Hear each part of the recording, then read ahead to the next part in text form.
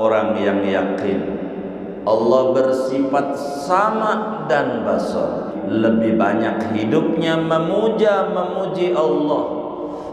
Di dalam hikam dijelaskan rubbama dallahumul adab tarkat talab i'timadan ala qismatihi.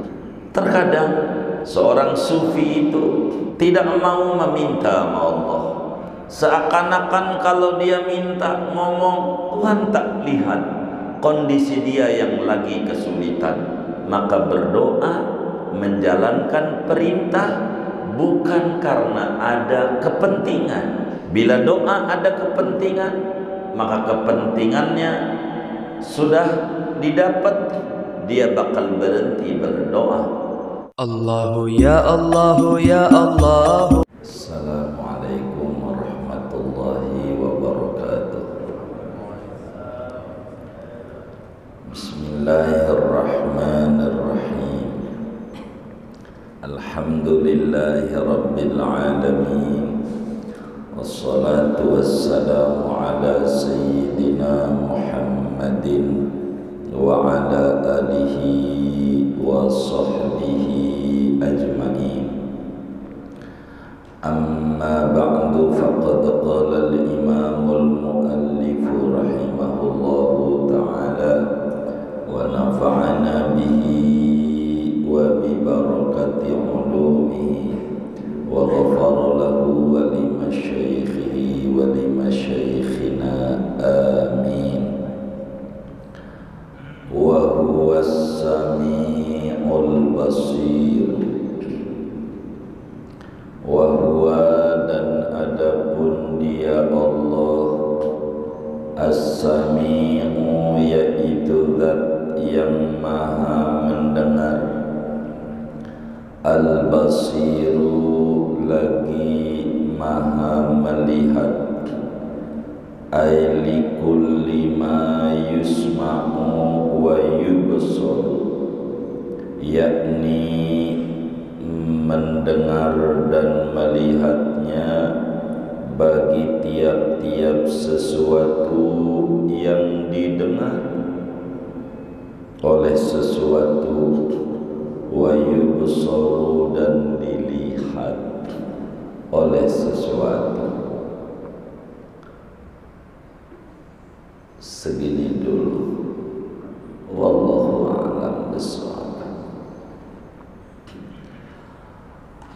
Hadirin sekalian yang mulia, bila pertemuan yang lalu kita membahas pokok-pokok keimanan, di antaranya Allah itu bersifat mukhalafah lil hawadisi, maka pada pertemuan ini akan dijelaskan bahwa Allah itu bersifat sama dan basar. Allah itu bersifat sama dan basar, mendengar dan melihat. Maknanya seorang manusia yang umurnya 15 tahun ke atas, akalnya sehat, wajib yakin, seyakin-yakinnya bahwa Allah subhanahu wa ta'ala bersifat sama dan bersifat basar. Jadi apa itu sama, apa itu basar? Huma sifatani mawjudatani qadimatani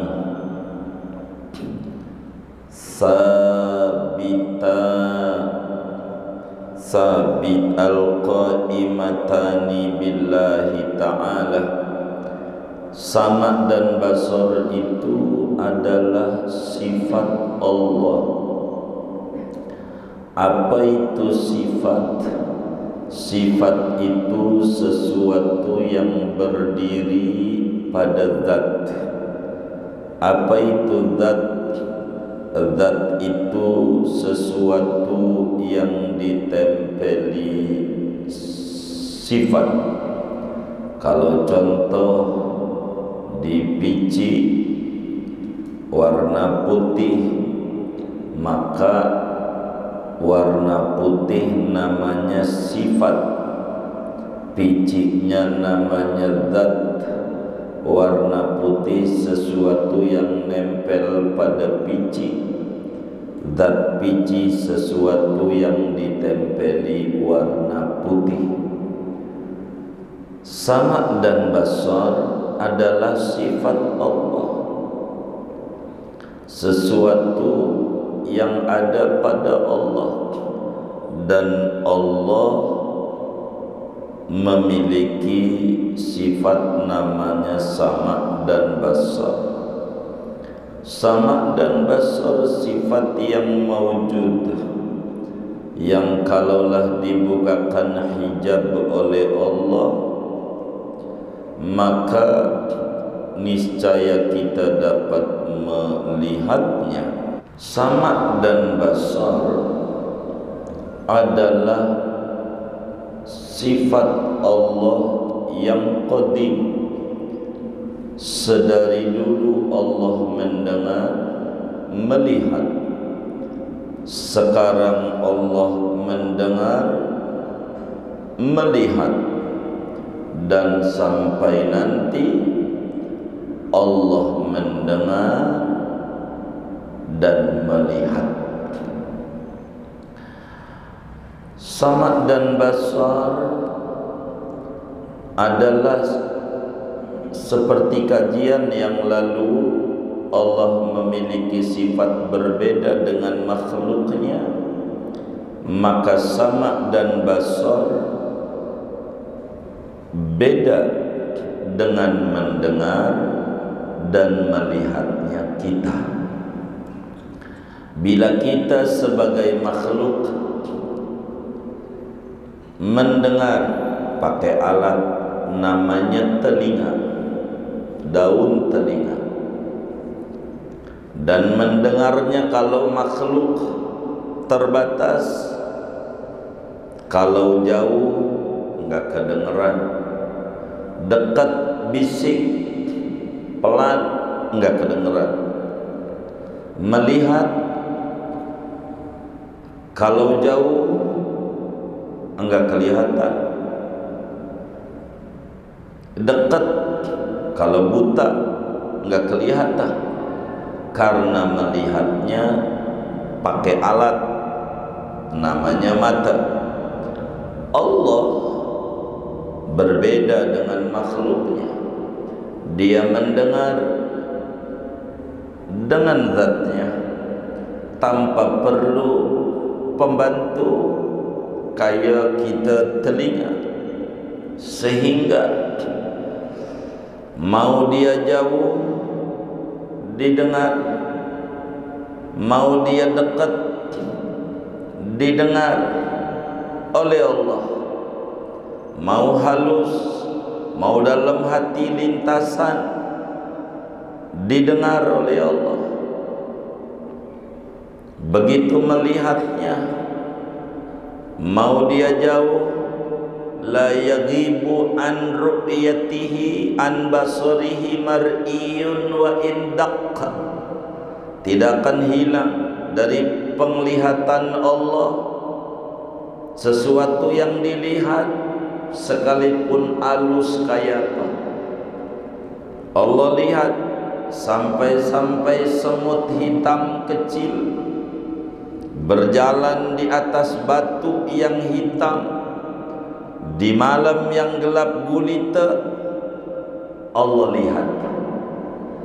Sebab sama basarnya berbeda dengan kita, tidak sama.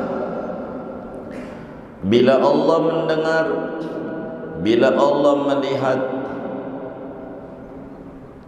pertanyaannya, apa yang didengar Allah Apa yang dilihat Allah namanya disebut dalam istilah ilmu tauhid ta'alluqus sifat, daya kerja sifat. Apa itu ta'alluq? Ta'alluq itu adalah menuntutnya sifat akan pekerjaan yang lebih dari sekedar berdirinya sifat pada zat. Ta'alluq itu menuntutnya sifat akan pekerjaan yang lebih dari sekedar berdirinya sifat pada zat. Kalau dikata Allah wa huwas sami'u, dia mendengar, pertanyaan lanjutannya apa yang didengar Allah? Kalaulah dikatakan al-basiru, Allah melihat, apa yang dilihat Allah? Oleh karena pendengaran dan penglihatan berbeda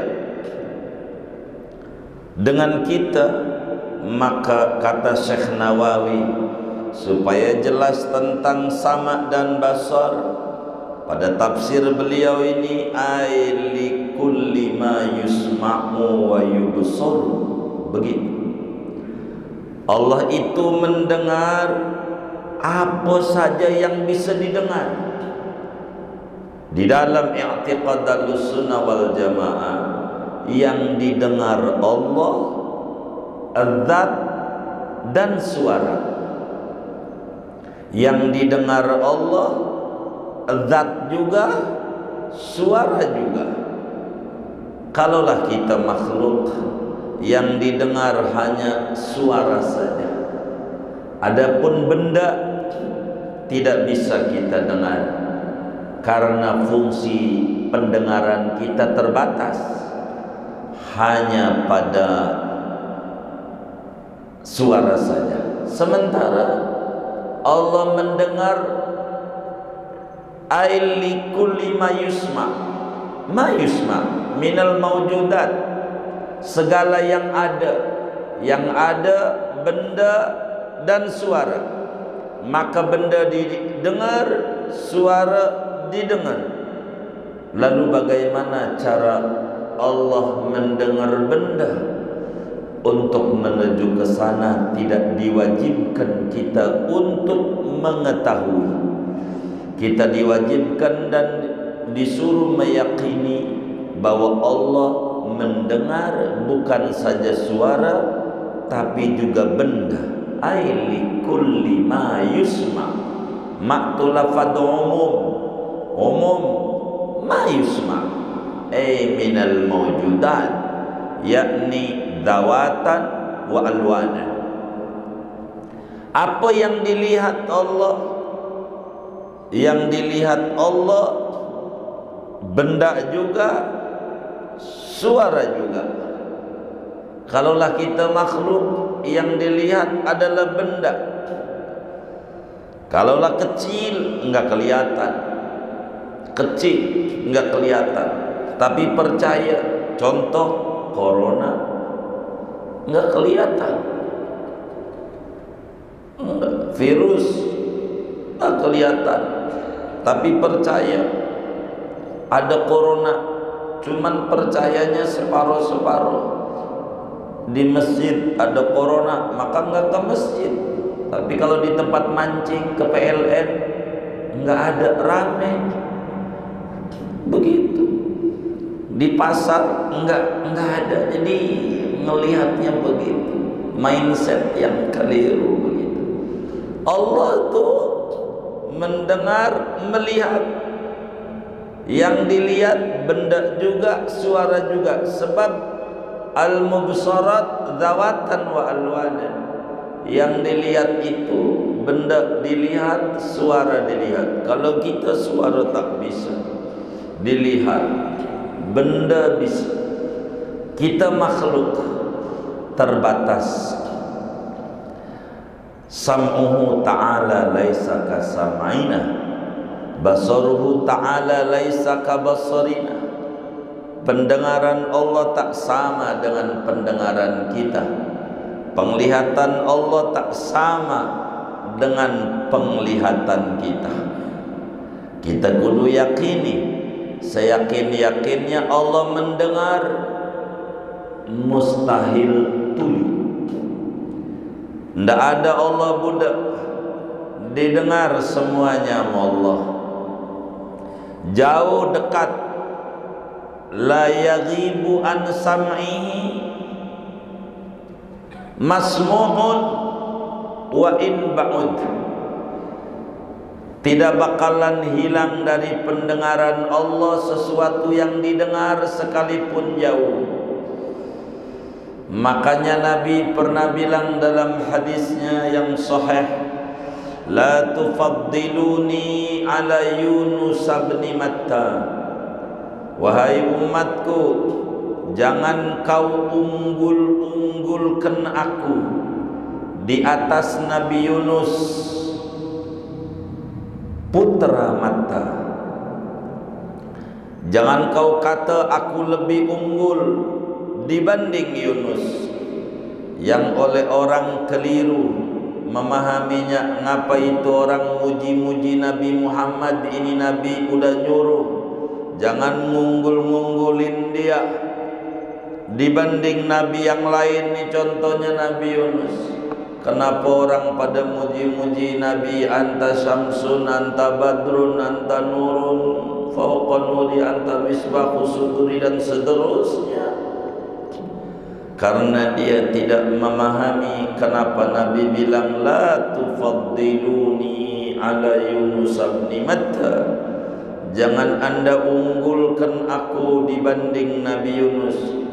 Bagi Allah, biar aku bercakap-cakap dengan Allah di langit, Nabi Yunus berdoa kepada Allah di bumi, di dasar bumi, di laut, bahkan di dalam perut ikan.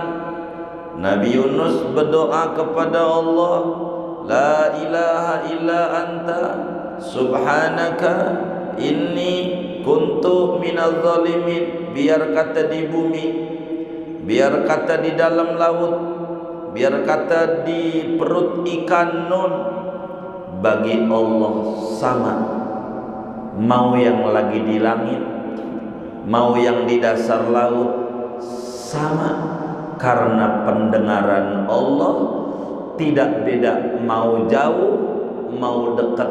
Tidak kemudian dengan dekatnya di langit lalu kemudian doanya jauh lebih didengar, sementara Yunus yang di dalam perut ikan enggak didengar sama Allah. Jangan sama antara aku waktu di langit sama Yunus yang ada dalam perut ikan. Jangan dibeda-bedakan. Bagi Allah sama. Mau doanya di langit, di Mekah, mau doanya di Kreo, sama didengar oleh Allah Subhanahu wa ta'ala. Mau dia di Kreo, mau dia di Mekah, sama dilihat sama Allah. Jangan punya persepsi dan pemikiran, gua ngeri kalau haji takut diapa-apain aja di sono. Kalau mau dihukum, waktu lagi di Tegal Rotan aja, waktu lagi di Perumpung aja, waktu di Milenium aja. Mau ngapa? Nunggu di sono. Emang di sini kagak lihat? Emang Allah kayak kita jagoan dalam kandang? Kalau udah di kampung gue, kagak. Dia as-sami'u, dia al-basir. Dia dengar, dia lihat. Itu begitu. Allah Maha mendengar, Allah Maha melihat. Dalilnya mana? Sebagian ulama dalilnya naqli, Quran hadis. Sebagian ulama naqli dan akli juga. Ketika kita meyakini Allah wajib dengan sifatul kamal, sifat kemahasempurnaan, maka tuli merupakan kekurangan, maka buta merupakan kekurangan, maka kekurangan itu mustahil pada Allah. Maka kesimpulannya wa huwas samiul basir. Allah Maha mendengar, Allah Maha melihat. Maka seorang mukmin yang yakin seyakin-yakinnya bahwa Tuhannya wa huwas samiul basir, Tuhannya Maha mendengar, Tuhannya Maha melihat, maka dia akan mengontrol dia punya lidahnya untuk tidak mencaci maki orang, sebab caci makiannya didengar Allah, untuk tidak menggibah, menjelek-jelekkan orang, untuk tidak namimah, untuk tidak mengumbar fitnah, sebab apa yang terlontar dari dia punya mulutnya didengar, karena Tuhannya Maha mendengar. Maka dia dikontrol gerak lidahnya untuk berbicara sesuatu yang tidak menyalahi apa yang diperintahkan untuk digunakan. Begitu juga matanya, ketika dia menyadari bahwa Tuhannya Maha melihat, maka dia akan malu kepada Allah bila kemudian dia ada di tempat-tempat maksiat. Dia berupaya sekuat tenaga jangan sampai dilihat Tuhan di tempat yang dilarang. Dia berupaya sekuat tenaga jangan sampai dicari-cari Tuhan di tempat yang disuruh. Dia tidak akan ada di tempat di mana dia bakal dilarang, tidak mau, sebab di sana dilihat Tuhan. Dia tidak mau Tuhan lihat dia dalam keadaan bermaksiat. Dia berupaya sekuat tenaga, tidak bakalan dia tidak ada pada tempat-tempat kebaikan, sebab jangan sampai Tuhan cari mana si fulan, si anu ada di tempat kebaikan, dia tak ada. Maka orang yang yakin Allah bersifat sama dan basar, maka dia lebih banyak hidupnya memuji Allah dibanding meminta kepada Allah. Di dalam hikam dijelaskan rubbama dallahumul adab tarkat talab i'timadan ala qismatih. Terkadang seorang sufi itu tidak mau meminta sama Allah, tidak mau meminta, seakan-akan kalau dia minta ngomong Tuhan tak lihat kondisi dia yang lagi kesulitan. Dia tidak mau, udah cukup dengan apa yang Allah bagi. Banyaknya memuji Allah, kurang mau meminta, lebih banyak memuji. Andai meminta kepada Allah itu dilaksanakan karena menjalankan perintahnya. Allah suruh ud'uni amrun minallahi biddu'a, berdoalah Anda, perintah dari Tuhan untuk berdoa. Maka berdoa menjalankan perintah bukan karena ada kepentingan. Bila doa ada kepentingan, maka kepentingannya sudah didapat, dia bakal berhenti berdoa karena ada kepentingan. Maka bila dia faham bahwa doa adalah kepentingan pengabdian kepada Allah, dengan kesadaran Tuhan yang ada dan kesadaran Tuhan yang maha kuasa, dirinya lemah, dan kesadaran Tuhan maha kuat, dirinya tak berdaya, kesadaran-kesadaran itu yang membuatkan ad-du'a mukhul ibadah, doa puncak pengabdian seorang hamba kepada Allah.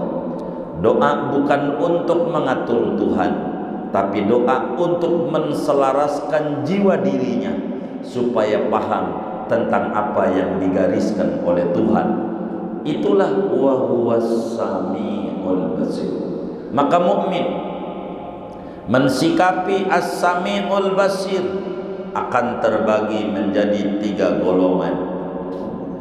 Ada orang yang kelasnya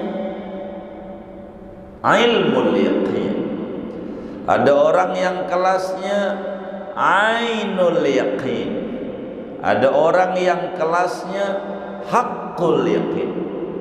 Berbeda-beda pada bagian ini antara satu dan yang lain mensikapi wa huwas samiul basir. Orang yang duduk pada kelas ilmul yaqin adalah orang yang yakin kalau ditanya dia bakal jawab mantap. Dia yakin seyakin-yakinnya Tuhannya dengar, Tuhannya ngelihat. Dia yakin seyakin-yakinnya bahwa Tuhannya maha mendengar, Tuhannya maha melihat, namun tidak berasa, tidak merasakan segala gerak-geriknya dilihat Tuhan, sehingga hidupnya tidak teratur, tidak mengikuti tuntunan. Mukmin memukmin, KTP-nya Islam, tapi dia korupsi, tapi dia nyolong. Kenapa? Karena dia yakin Tuhan melihat, namun tidak berasa perbuatannya dilihat oleh Tuhan. Kenapa ada mukmin memukmin, tapi ngomongin orang mah nggak berhenti-berhenti, ngaji doyan, tapi jelek-jelekin orang juga doyan.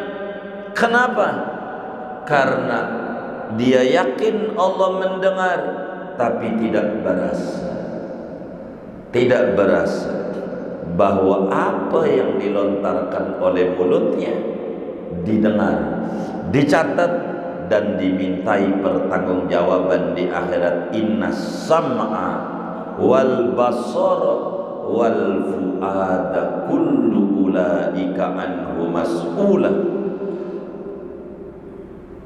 Pendengaran dia, penglihatan dia, gerak-gerik hati dia, semuanya bakal diminta pertanggungjawaban oleh Allah di akhirat.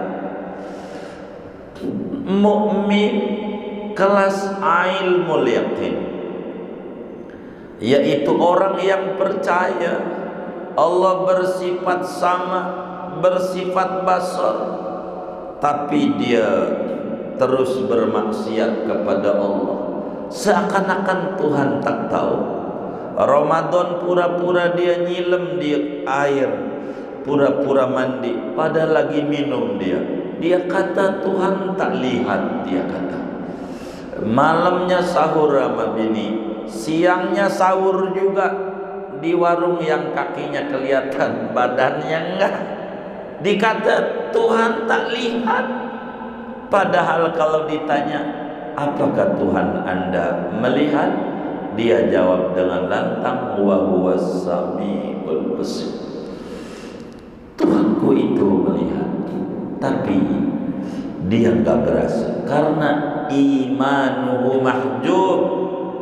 Imannya masih terdindingi, imannya belum muncul seter, dia belum. Tapi ada orang yang imannya kelasnya ainul yaqin. Siapa ini yang ainul yaqin? Seorang mukmin yang percaya bahwa Tuhannya bersifat sama dan basar, dan berasa dirinya didengar apa yang keluar dari mulutnya, dilihat apa yang dilakukannya, maka dia selalu bermuraqabah, merasa dikontrol, merasa diawasi oleh Tuhannya.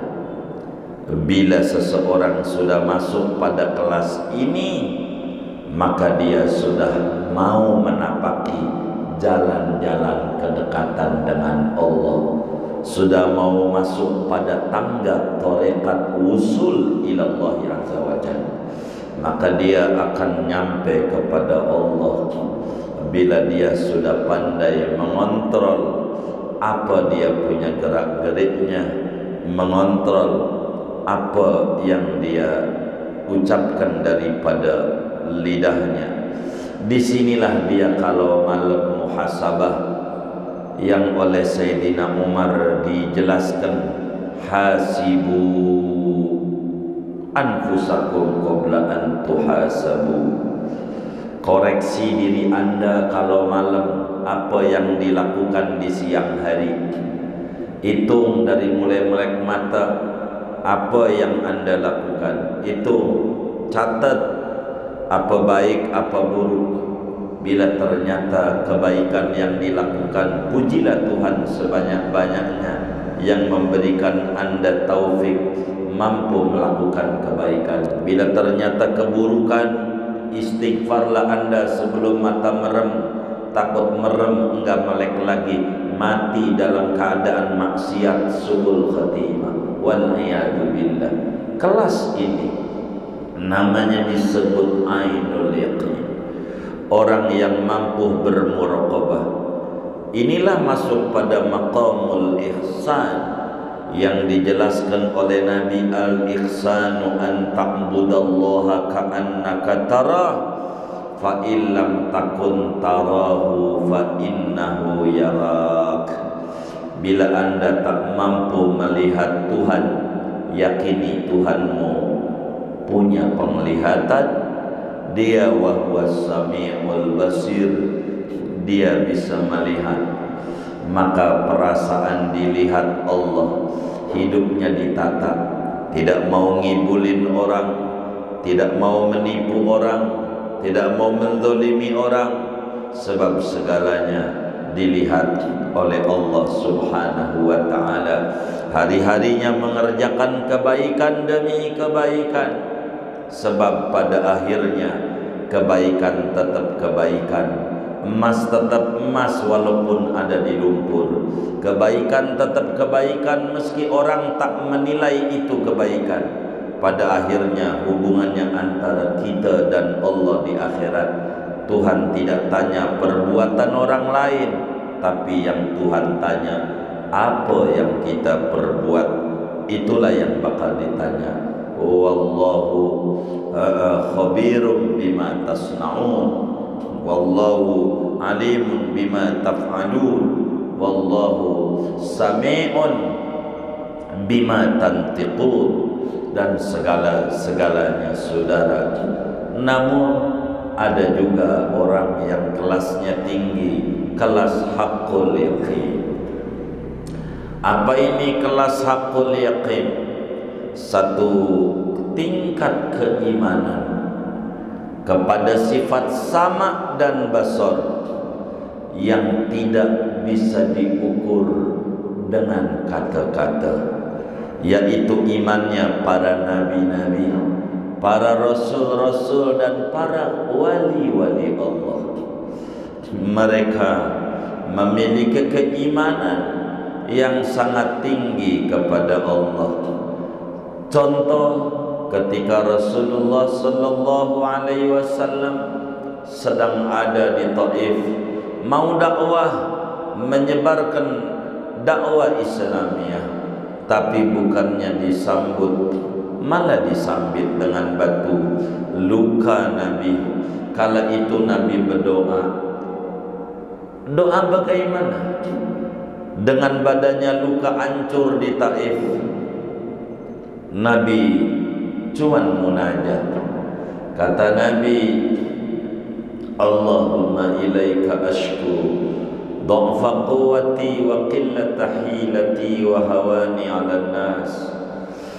Ya arhamar rahimin, anta arhamur rahimin, wa anta rabbi wa anta rabbul mustad'afin, wa anta rabbi ya arhamar rahimin. Ila man takiluni, ila ba'idin yatajahhamuni, am ila qaribin mallaktahu amri.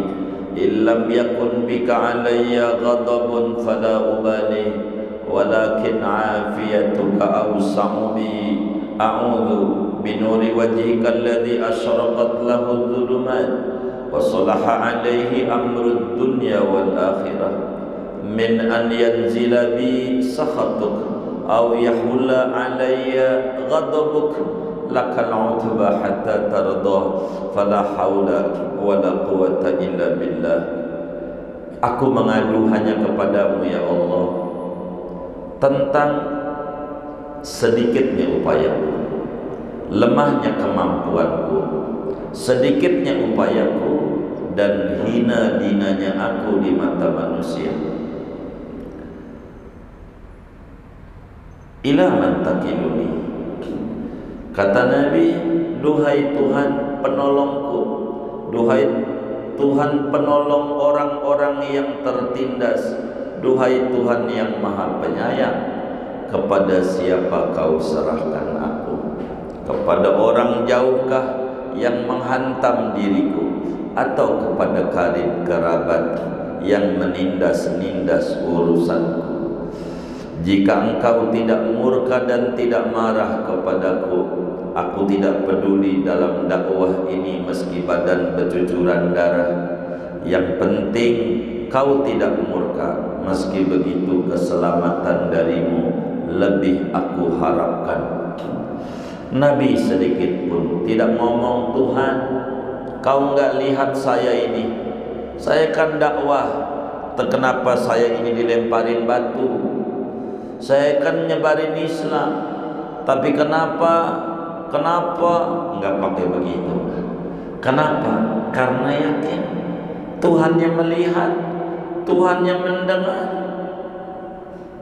Jadilah Nabi tak ngomong, hanya bercerita, memuja-memuji Allah meski badan terluka. Tuhan, Engkau adalah penolong, Engkau penolong orang tertindas, Engkau penyayang. Tidak ada jelek-jelekin Allah dengan mulutnya Nabi. Tidak ada menggugat Allah. Saya kan dakwah ke Taif, mau nyebarin agama, kenapa saya ini dilemparin batu? Kenapa kau enggak tolong saya? Tidak menjelek-jelekan Allah. Keimanan yang tinggi, malah memuji, dan memuji. Begitulah keimanan yang sudah tinggi, tidak mau mencela Tuhan. Dia berdoa saja, tugasnya adalah berdoa. Urusan pemberian Tuhan yang lebih tahu mana yang lebih maslahat kepada hamba-hambanya. Wa huwas samiul basir. Maka saudara, sebagai kesimpulan terakhir, wa huwas samiul basir, bila kita hayati sifat sama, sifat basar, lalu kemudian kita berzikir kepada Allah, memuji Allah dengan membaca ya sami'u ya basir, ya sami'u ya basir, man qara'a hadainil ismaini as-sami'u wal basiru kulla yawm mi'ata marrah kana minal ladina yustajabu da'awatuhum. Siapa orang yang tiap hari memuji Allah dengan membaca Ya Sami, Ya Basir, Ya Sami, Ya Basir, Ya Sami, Ya Basir, 100 kali. Maka doa-doa dan rintihannya akan cepat didengar, diijabah apa yang dia pinta kepada Allah Subhanahu wa ta'ala. Ya Sami, Ya Basir, wahai Tuhan yang maha mendengar, dengarlah rintihan dari apa yang kulontarkan dengan lidahku.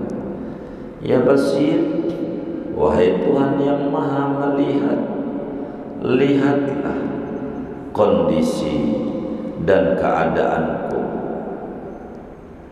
Ya Sami, Ya Basir, bila dia usaha, maka Allah kasih dia kemajuan pada usahanya. Bila dia sakit, maka Allah kasih cepat pada kesembuhan dari penyakitnya. Bila dia belum punya keturunan, maka Allah anugerahi anak keturunan, sebagaimana Nabi Zakaria, Rabbi habli min ladunka dzurriyyatan thayyibah innaka sami'un du'a. Sami'un du'a. Tuhan, saya sadar umur saya udah 90 tahun, bini saya umur 80, udah tua. Menurut saya tak punya keturunan, tapi saya yakin Engkau mendengar, Engkau melihat betapa saya pengen punya keturunan.